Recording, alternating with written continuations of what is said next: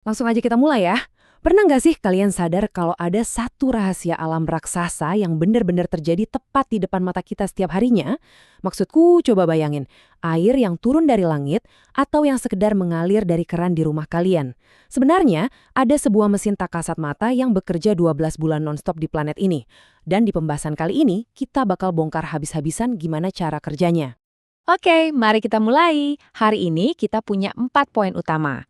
Mulai dari misteri air di bumi, tahapan siklus air, lanjut ke eksperimen siklus air yang seru banget, dan pastinya gimana cara kita menjaga ketersediaan air. Bagian pertama, misteri air di bumi. Ini nih titik awal dari teka-teki raksasa yang bakal kita pecahkan bareng-bareng. Sekarang, coba deh pikirin sejenak. Miliaran manusia, hewan, dan tumbuhan di seluruh dunia itu pakai air non-stop, setiap detiknya, ya kan? Logikanya nih, kalau kita pakai sumber daya sebanyak itu setiap hari, bukankah seharusnya bumi ini udah kering kerontang dari dulu? Kok bisa sumur, sungai, sama lautan kita tuh tetap aja penuh? Jawabannya itu ada pada magisnya sifat air itu sendiri. Ya, kita butuh air buat minum, mandi, nyuci, hewan juga butuh minum, tumbuhan apalagi butuh banget buat fotosintesis. Tapi, tahu nggak sih, karena air ini terus-menerus mendaur ulang dirinya sendiri, air yang baru aja kalian minum hari ini bisa jadi adalah air yang sama persis yang pernah diminum sama dinosaurus jutaan tahun yang lalu. Gila kan? Jumlah air di bumi ini pada dasarnya selalu tetap. Nah, ini bawa kita ke bagian kedua, tahapan siklus air. Yuk kita bedah mesin biologis super canggih yang bikin daur ulang ini bisa jalan terus tanpa henti. Proses daur ulang yang ajaib ini, kalau dalam bahasa sains, kita sebut sebagai siklus hidrologi. Gampangnya gini, ini tuh cuma perputaran air di mana air terus mengubah wujudnya. Bisa jadi gas, jadi cair, atau bahkan padat. Tapi pada akhirnya, dia bakal selalu kembali ke bentuk asalnya. Jadi, air di bumi itu nggak pernah benar-benar hilang, teman-teman. Dia cuma lagi nyamar aja atau pindah tempat. Jadi, poin krusialnya adalah memahami kalau mesin alami ini digerakkan oleh 3 babak utama. Babak pertama ada evaporasi dan transpirasi. Babak kedua kondensasi. Dan babak ketiga presipitasi. 3 langkah ini tuh muter terus secara berurutan buat jaga bumi kita tetap terhidrasi. Nggak usah pusing sama istilah-istilahnya ya, kita bakal bedah satu-satu sekarang. Mari kita ikutin cerita perjalanan setetes air. Pertama, matahari bersinar terik, manasin air di lautan, danau, sama sungai. Panas ini bikin air berubah wujud jadi uap gas yang terbang naik ke langit. Ini yang namanya evaporasi. Nah, uniknya, pohon-pohon juga ikutan ngelepasin uap air dari daun-daunnya, ini kita sebut transpirasi. Terus, uap air yang naik ke atmosfer dingin ini bakal mengembun, berubah jadi kristal air, dan ngumpul bikin awan tebal. Proses ini namanya kondensasi. Pas awannya makin gelap dan udah nggak kuat lagi nahan beban titik-titik air yang berat itu, jatuh deh airnya ke bumi sebagai hujan. Ini dia yang namanya presipitasi.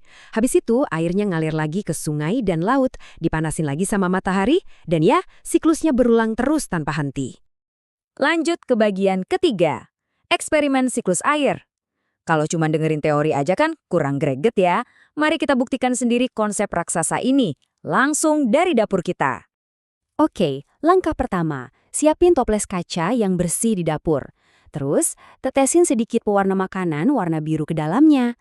Pewarna ini bakal bantu kita buat ngeliat lautan buatan kita nanti dengan jauh lebih jelas. Terus, tuang air panas ke dalam toples tadi. Nah, air panas ini krusial banget karena dia bertindak seolah-olah lautan yang lagi dipanasin sama sinar matahari terik. Kalian bakal langsung lihat uap mulai naik dari air panas itu. Yap, ini adalah simulasi mini dari proses evaporasi. Segera setelah air panasnya dituang, langsung tutup mulut toplesnya pakai plastik bening. Terus ikat kenceng banget pakai karet gelang. Kenapa?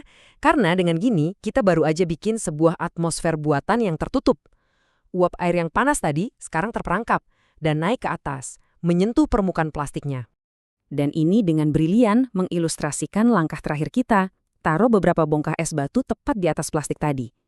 Es batu ini ceritanya jadi suhu atmosfer yang super dingin di langit sana. Coba tebak apa yang terjadi. Uap air panas yang nabrak plastik dingin itu langsung mengembun dan bikin titik-titik air. Itu dia kondensasi. Nggak lama titik-titik airnya bakal makin berat dan netes jatuh balik ke air biru di bawah. Boom, kalian baru aja bikin hujan di dalam sebuah toples. Luar biasa banget kan? Sekarang kita masuk ke bagian keempat, menjaga ketersediaan air. Kita harus sadar nih, sistem alam yang udah sempurna ini ternyata punya ancaman yang sangat nyata. Coba deh bayangin situasi kayak gini. Tanah retak-retak, kering kerontang, dan semua tanaman layu. Kalau siklus air yang luar biasa tadi sampai terputus, ya inilah kenyataannya. Hujan nggak turun berbulan-bulan. Kekeringan melanda, tanaman nggak bisa bertahan hidup, pasokan air bersih menyusut drastis. Siklus ini tuh bukan sekedar teori di buku sains, ini benar-benar urat nadi kehidupan planet kita. Sayangnya, kitalah manusia yang sering jadi ancaman terbesarnya. Ini memunculkan satu pertanyaan penting. Mengapa sih penebangan hutan secara liar itu sangat mengganggu siklus air? Padahal kan sebagian besar air itu menguapnya dari laut ya kan? Jawabannya ada pada peran krusial pohon yang sering banget kita sepelekan. Masih ingat proses transpirasi tadi?